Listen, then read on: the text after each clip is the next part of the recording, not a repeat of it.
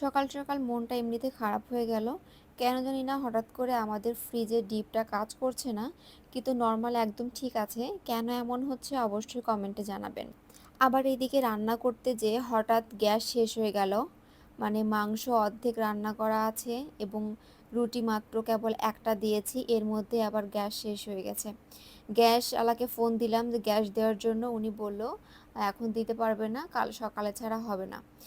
এর জন্য induction cooker বের করে রুটি বসায় দিলাম, কিন্তু ইন্ডাকশন কুকারে স্টিলের পাতিল ছাড়া হয় না, যার জন্য খুবই সমস্যা হচ্ছিল। এই যে রুটির অবস্থা, জানি না আজকে রুটি কেমন হবে। তারপরও চেষ্টা করে দেখি যে হয় কি না। অনেকক্ষণ লাগছিল একটা রুটি হইতে। আর হচ্ছে এইভাবে রুটি করা অনেক ঝামেলা মনে হচ্ছিল, তাই অল্প অল্প করে তেল দিয়ে একদম রুটি পরোটা বানায় ফেললাম। আমাদের রান্নাঘর থেকে বাইরের দৃশ্যটা অনেক সুন্দর লাগে দেখতে। এই যে, আর অল্প অল্প বৃষ্টি হচ্ছিল, আর আজকের আবহাওয়াটা অনেক ঠান্ডা ছিল। মালয়েশিয়া তো এমনিতেও প্রচুর গরম।